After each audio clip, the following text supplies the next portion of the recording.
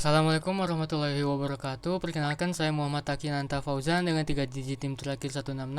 Saya dari kelas TID. Di sini saya akan mau ngejelasin program yang berjalan di balik game binary based yang tadi yang telah saya mainkan. Pertama, di sini seperti biasa kita import Pygame dan SES, tapi di sini ada library tambahan di sini random. Sini fungsinya tuh buat ngerandom si musuh-musuh yang muncul tuh, dan ngerandom posisi musuhnya nge-spawn. Terus di sini ada mat buat ngitung nanti garis lurus dari si monitor ke malware tadi pakai rumus trigonometri nanti. Terus di sini saya ngedeklarasiin untuk background, panjang background dan tinggi backgroundnya. Di sini untuk backgroundnya di sini 640 kali 320 pixel. Nah, untuk screen sendiri 1280 kali 720. Di sini kenapa saya bedain, supaya karena kalau si backgroundnya ini yang tadi ada TV-TV itu sama dengan si screennya, nanti gambarnya tuh jadi kayak gambar digital, bukan pixel lagi. Makanya di sini untuk backgroundnya makanya di sini untuk backgroundnya pixelnya itu 640 kali 320. Jadi nanti ini bakal di upscale pakai fungsi yang di bawah nanti ini. Ini ada pengalih si backgroundnya ini dikali berapa. Cara tahunya di situ panjang lebar screennya dibagi dengan lebar background, nanti didapat 2. Nanti si 640 ini dikali 2. Jadilah di upscale 2 kali. Terus di sini ada FPS 60. Di sini untuk ngedeklarasiin si warna-warnanya ada neon, ada neon red, ada neon green, white, black, ini kode-kode warnanya. Terus di sini ada untuk pixel si hackernya tadi 120 kali 120 pixel. Dan di sini untuk ada rumus buat naruh posisi si hackernya supaya di tengah. Ini buat collisionnya. Di sini ada getar ringan, ada getar sedang 9 dan getar ringannya 4. Terus di sini ada tipe data dictionary. Di sini untuk normal malware ada ping, port, data root, scene size dengan kecepatan 24, untuk kerusakannya 10, skor yang didapat 10, untuk warna ini sekian dan jumlah itu sekian. Begitu juga untuk yang lain-lain ini. Face worm ada null, worm, backlog, next, dengan kecepatan, kerusakan, skornya sekian. Ada glitch trojan juga di sini untuk malware-malwarenya. Ini kecepatannya, kerusakannya juga sekian. Untuk DDoS agresif juga sama aja. Di sini ada beberapa musuh. Di sini untuk bosnya juga di sini. Terus di sini tuh mereka pun tuh punya kecepatan yang beda-beda. Bisa dilihat di sini kerusakan untuk ini 10, 15, 15, 10, dan untuk ransomware ini kerusakannya sampai 40 karena dia ini kayak bos gitu. Terus skor yang didapat kalau kita ngebunuh dia tuh dapat 100. Untuk warnanya sekian dan jumlah tuh yang muncul 1. Di sini yang yang beda tuh di sini ada DDoS agresif sesuai namanya. Jadi si malware ini bakal muncul random antara 2 sampai 3 kali pakai library random tadi. Terus di sini ada variabel buat nyimpan pilihan musuh pakai list. Terus di sini ada peluang munculnya, ada normal, dia presentasi kemunculan 40%, face worm 25, glitch trojan 20, DDoS agresif 20, dan DDoS agresif 20, dan bos ransomware 5. Terus di sini ada method di luar kelas juga untuk muncul di pinggir. Sini dia tuh bakal ngerandom posisinya antara di atas, kiri, atau kanan. Dan kalau misalnya dia muncul di atas, ada perhitungannya masing-masing kayak gini. Gitu. Terus ada method di luar kelas lagi. Di sini method gambar dengan parameter path atau si aset-asetnya ini dari mana, ada tinggi dan lebar juga. Terus di sini ada ngeload si gambarnya dan convert alpha ini supaya ngedukung transparansi atau PNG gitu. Ini ada juga return Pygame. Efek getar, jadi singkatnya ini si kelas ini buat ngatur efek getar layar, menyimpan kekuatan getar dan waktu yang tersisa. Terus juga buat ngitung offset posisi tiap framenya tuh dia bakal kemana. Terus lanjut, di sini ada karakter dasar, ini induk kelas. Jadi inheritance itu terjadi di sini.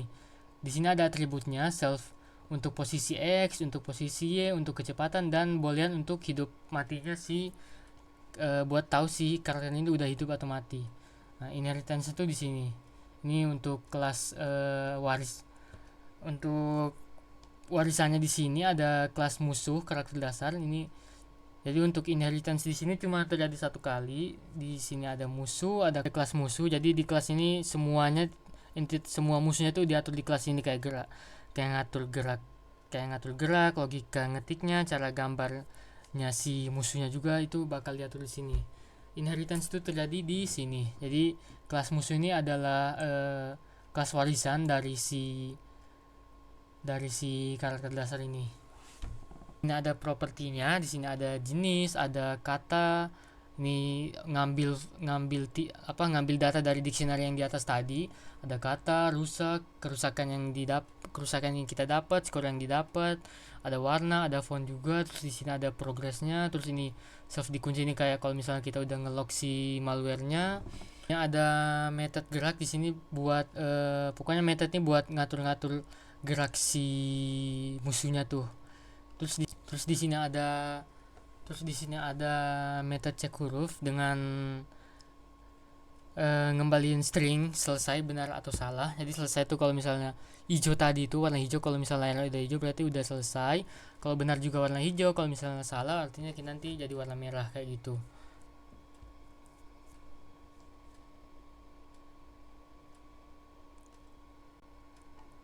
Terus di sini ada method gambar buat nampilin musuh-musuhnya yang tadi itu. Terus lanjut di sini ada method ambil posisi teks. Ada method ambil posisi teks buat ngembaliin posisi musuh sebagai tuple integer. Jadi gunanya supaya pas di game main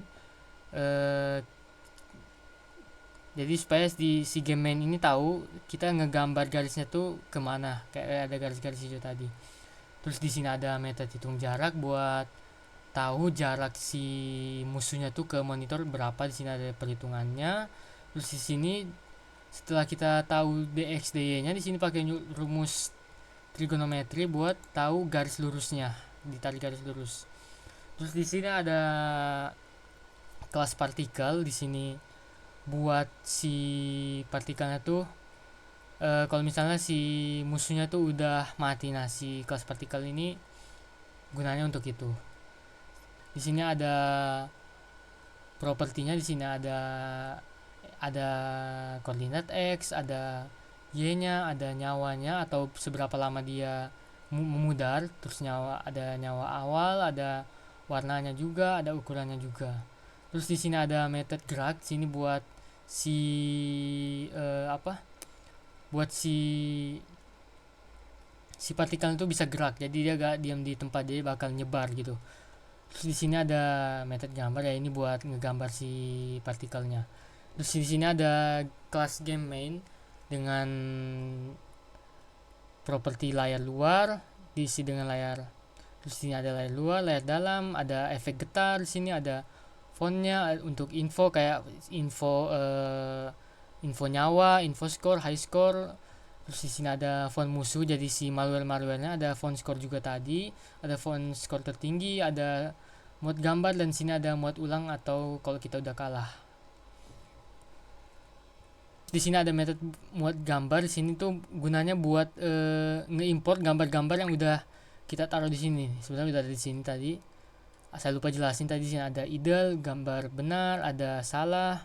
Ada kalau hacker ngasih idle atau dia gak ngapa-ngapain, ada hacker salah, ada hacker typing situ. Jadi dia bakal ini fungsi buat si backgroundnya. Terus ini ada buat si hackernya gitu. Terus di sini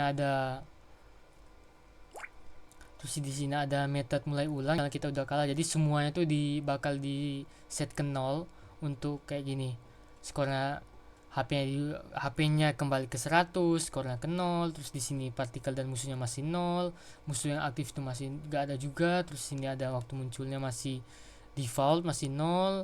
Terus ini jeda muncul masih 3,5. Pengalih cepatnya masih sama semua. Sini status layarnya masih idle juga.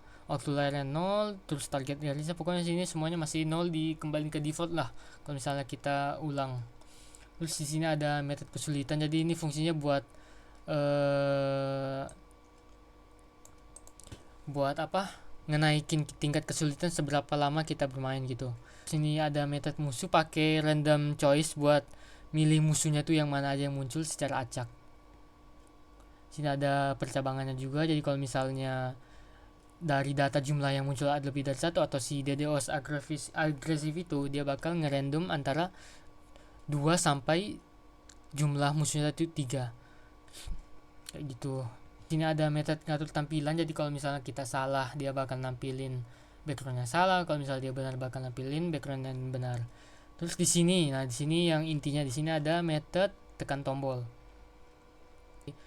Buat kalau kita buat typing ini, jadi ini semuanya ini bakal kepake pas kita lagi typing gitu. Terus di sini ada metode musuh mati. Jadi kalau misalnya musuhnya mati, target skor kita bakal ditambah dengan target skor musuh itu. Jadi skor kita bakal ditambah, terus dia bakal getar, statusnya bakal benar, dan garisnya kalau musuhnya udah mati ya langsung garisnya 0, terus garis targetnya non, berarti udah gak ada target. Terus di sini ada metode jalan game, itu berfungsi kalau gamenya tuh udah jalan, terus kayak manggil partikel di sini, ganti-ganti musuhnya ada di sini, kalau ada musuh yang lama bakal dihapus kayak gitu-gitu. Terus di sini ada metode gambar semua, jadi sini dia bakal ngegambar semuanya si aset-asetnya tadi. Di sini ada metode gambar main juga, di sini ada draw line kah, atau yang tadi itu kalau udah nge-target musuh dia bakal muncul garis kayak gitu-gitu. Kayak ngubah status hacker juga ada di sini. Terus ini untuk metode gambar info kayak high score atau score, terus kayak nyawa, jadi semuanya itu bakal yang ngerjain tuh si metode gambar info ini.